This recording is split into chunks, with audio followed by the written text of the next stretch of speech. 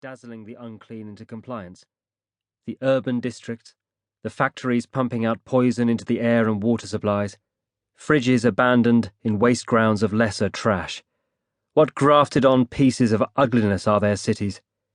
I imagine the new earth sweeping this festering mess away like a mighty broom, returning the land to its virginal state. Then the fellowship will create something we deserve, which the survivors will cherish for eternity. I clean myself and examine my face in the bathroom mirror. You are one such survivor, Quasar. Strong features, highlighting my samurai legacy, rigid eyebrows, a hawkish nose. Quasar, the Harbinger. His serendipity has chosen my name prophetically.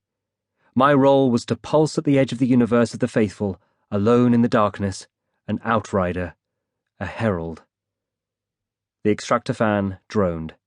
Somewhere beyond its drone, I could hear a little girl sobbing. So much sadness in this twisted world.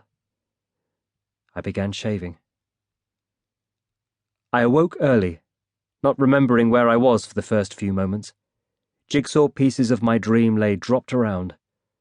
There had been Mr. Ikeda, my homeroom teacher from high school, and 2 or 3 of the worst bullies. My biological father had appeared too. I remembered that day when the bullies had got everyone in the class to pretend that I was dead. By afternoon, it had spread through the whole school. Everyone pretended they couldn't see me. When I spoke, they pretended they couldn't hear me. Mr. Ikeda got to hear about it, and as a society-appointed guardian of young minds, what did he take it upon himself to do? The bastard conducted a funeral service for me during the final homeroom hour. He'd even lit some incense, and led the chanting, and everything. Before his serendipity lit my life, I was defenseless. I sobbed and screamed at them to stop, but nobody saw me. I was dead. After awakening, I found I was tormented with an erection. Too much gamma-wave interference. I meditated, under my picture of his serendipity, until it had subsided. If it's funerals the unclean want, they shall have them aplenty, during the white nights, before his serendipity rises to claim his kingdom. Funerals with no mourners. I walked down the Kokusai-dori, the main street of the city, doubling back and weaving off to lose anybody who was trailing me. Unfortunately, my alpha potential is still too weak to achieve invisibility, so I have to shake trailers the old-fashioned way. When I was sure nobody was following me, I ducked into a game center and placed a call from a telephone booth. Public call boxes are much less likely to be bugged. "Brother, this is Quasar. Please connect me with the Minister of Defense." "Certainly, brother. The Minister is expecting you. Permit me to congratulate you on the success of our recent mission." I was put on hold for a couple of moments. The Minister of Defense is a favorite of his serendipities. He graduated from the Imperial University. He was a judge before hearing the call of his serendipity. He is a born leader. "Ah, Quasar. Excellent. You are in good health?"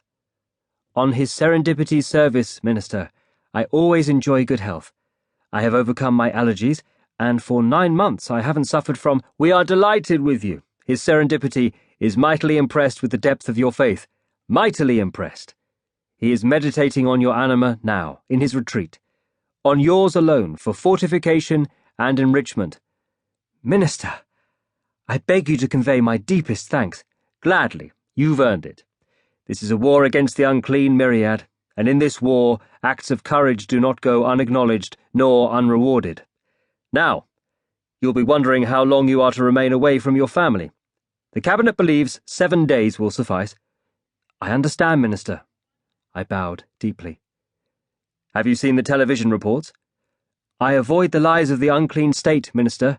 For what snake would willingly heed the voice of the snake charmer?